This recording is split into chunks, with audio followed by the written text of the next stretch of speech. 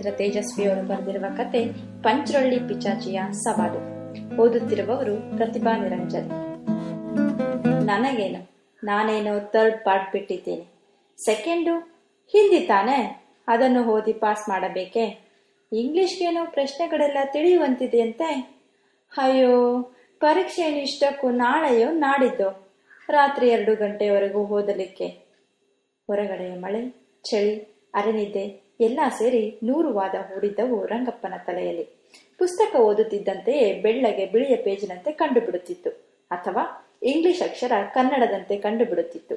ಈ ರಂಗಪ್ಪನ ಗೋಳು ನೋಡಲಾರದೆ ರಸ್ತೆ ದೀಪ ಆರಿ ಹೋಗಿ ಹಾಸ್ಟೆಲ್ ರೂಮಿನ ದೀಪವು ಇನ್ನೇನು ಆರಿ ಹೋಗುವಂತೆ ಮಿಣುಗುಟ್ಟುತ್ತಿತ್ತು.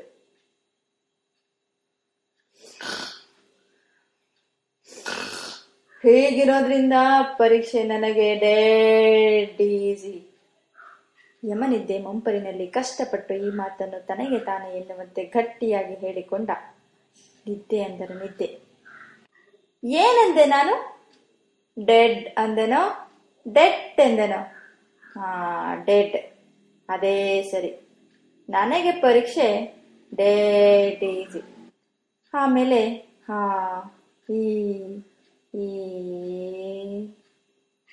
ಹಾಸಿಗೆ ಮೇಲೆ ಮನೆಗೆ ಓದುತ್ತಿದ್ದ ರಂಗಪ್ಪನ ಕೈಯಿಂದ ದಪ್ಪನೆ ಪುಸ್ತಕ ಕೆಳಗೆ ಬಿತ್ತು.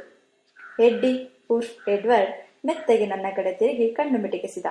ನಾನು ಓದುತ್ತಿದ್ದ ಪುಸ್ತಕವನ್ನು ಮೆಲ್ಲನೆ ಕೆಳಗಿಟ್ಟೆ.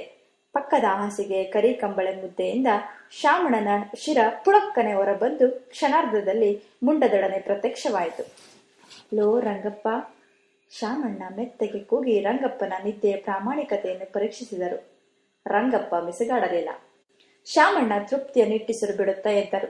ನಾನು, ಎಡ್ಡಿ, ಶಾಮಣ್ಣ ಸದ್ದಾಗದಂತೆ ಹೆಜ್ಜೆ ಇಡುತ್ತಾ ಹಾಸ್ಟೆಲ್ನಿಂದ ಹೊರಬಿದ್ದೆವು.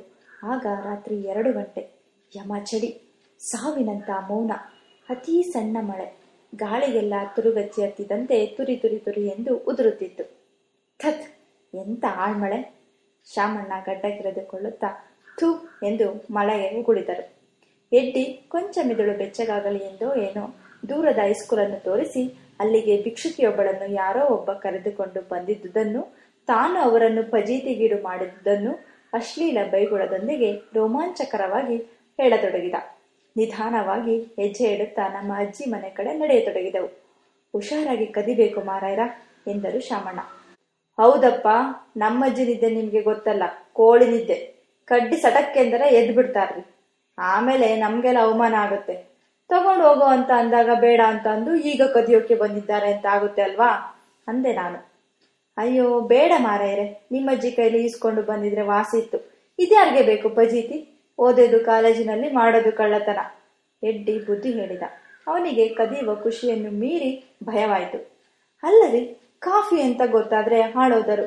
ಹಾಸ್ಟೆಲ್ ಹುಡುಗರೆಲ್ಲ ನುಗ್ಗಿ ಹೊಟ್ಟೆಗೆ ಸುಕ್ಕೊಂತಾರ್ರಿ. ಮೊನ್ನೆ ಸಾಯಂಕಾಲ ನಮ್ಮಜ್ಜಿ ಕಳುಹಿಸಿದಾಗ ಎಲ್ಲವನ್ನು ನುಂಗಿ ಪಾತ್ರೆ ತೊಳೆದ ನೀರನ್ನು ಕುಡಿಲಿಲ್ಲವೇ ಕತ್ತೆಗಳು? ಈಗಲಾದರೂ ಎಲ್ಲ ಮಲಗಿದ್ದಾರೆ. ನಮ್ಮ ಪಡೆಗೆ ನಾವು ಕಾಫಿ ತಗೊಂಡು ಹೋಗಿ ಕುಡಿಬಹುದು. ತರೋದೇನೋ ಅಂತ ಕಷ್ಟವಲ್ಲ, ಅದಕ್ಕೆ ನಾನೆಲ್ಲ ಮಾಡಿದ್ದೀನಿ ಎಂದೆ.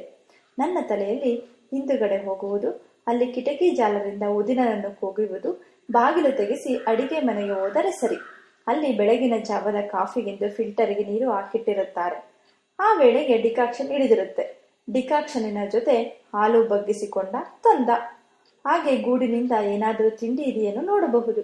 ಕಾಯಿಸಲಿಕ್ಕೆ ರಂಗಪ್ಪನ ರೂಮಿನಲ್ಲಿ ಮೊನ್ನೆ ಒಯ್ದ ಸ್ಟೋವ್ ಇದೆ, ಸಕ್ಕರೆಯೂ ಅಲ್ಲೇ ಇದೆ. ಇತ್ಯಾದಿಯಾಗಿ ಏನೆಲ್ಲ ಪ್ಲಾನ್ ಹಾಕಿಕೊಂಡು ಕಳ್ಳತನಕ್ಕೆ ಇಳಿದಿದ್ದೆವು. ಅಜ್ಜಿಗೆ ಮನೆಯಲ್ಲಿದ್ದರೆ ಓದಲಾಗುವುದಿಲ್ಲ, ಪರೀಕ್ಷೆ ಹತ್ತಿರ ಬಂತು ಎಂದು ರಾತ್ರಿ ಮಲಗಲು ನಾನು ರಂಗಪ್ಪನ ರೂಮಿಗೆ ಹೋಗುತ್ತಿದ್ದೆ. ಹೊಟ್ಟೆ ಸಿಕ್ಕಾಪಟ್ಟೆ ಹಸಿದಿತ್ತು. ರಾತ್ರಿ 2 ಗಂಟೆ. ಚೆನ್ನಾಗಿ ಕಾಫಿ ಏರಿ ಬೆಳಗಿನವರೆಗೆ ಓದುವುದು ಎಂದು ಯೋಚಿಸಿ ಮೂವರು ಕಳ್ಳ ಕುರುಮರಂತೆ ಹೊರಟಿದ್ದೆವು. ಮಳೆಯ ತುಂತುರು ನಮ್ಮ ಅಚಲ ಶ್ರದ್ಧೆಯನ್ನು ಅಲಗಿಸುವಂತೆ ಮುಖದ ಮೇಲೆ ಉದುರಿ ಚಳಿ ಹತ್ತಿಸಿತು.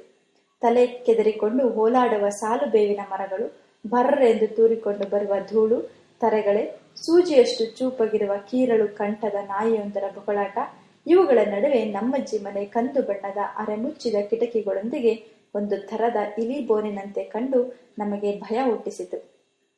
ಕಳ್ಳ ಅಂತ ಅಟ್ಟಿದ್ರು ಏನ್ರಿ ಮಾಡೋದು? ಶಾಮಣ್ಣನನ್ನು ಕೇಳಿದೆ. ಹಾಗೆ ಬೇಕಾದ್ರೆ ತಿಳಿದುಕೊಳ್ಳಲಿ, ಹಾಳಿಗೆ 2 ಬಾರಿಸಿ ದೂಡಿದ ಹೂ ಅಡಿಸಿ ಬಿಡ್ರಿ ಎಂದರು ಶಾಮಣ್ಣ. ಅಯ್ಯೋ ಬೇಡ, ಕೊನೆಗೆ ಕಳ್ಳ ಅಂತ ತೋಟ ಕೋವಿಂದ ಲಗಾಯಿಸಿದರೆ ನಮ್ಮ ಚಿಕ್ಕ ಮಾವ ಮೇಲೆ ರೋಪ್ ಹಾಕಿದ್ರು, ಒಳಗೆ ಶತಪುಕ್ಕಲರಿ.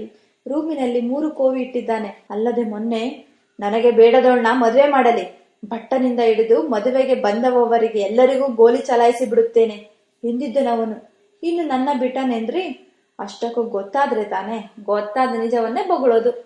ನನಗೆ ಯಾಕೋ ಮನೆ ಬಾಗಿಲೆದರೆ ಭಯವಾದುದರಿಂದ ಹೀಗೆ ಹೇಳಿದೆ. ಮನೆಯೊಳಗೆ ಏನಾದರೂ ಕೆಮ್ಮು ಗಿಮ್ಮು ಬಂದರೆ ಎಂದು ದಾರಿಯಲ್ಲೇ ಚೆನ್ನಾಗಿ ಕೆಮ್ಮಿ ಸಿಂಬಳ ಸೀಟಿ ಸಿದ್ಧನಾದೆ. ಹಾಗೆ ಮನೆಯ ನಾಯಿ ಮಾಂಬಿ ಬಂದರೆ, ಹೇ ಮಾಂಬಿ ಎಂದು ಕರೆದು ಸಣ್ಣ ಧ್ವನಿಯಲ್ಲಿ ಸಿಳ್ಳೆ ಮಾಡುವುದನ್ನು ಅಭ್ಯಾಸ ಮಾಡಿದೆ.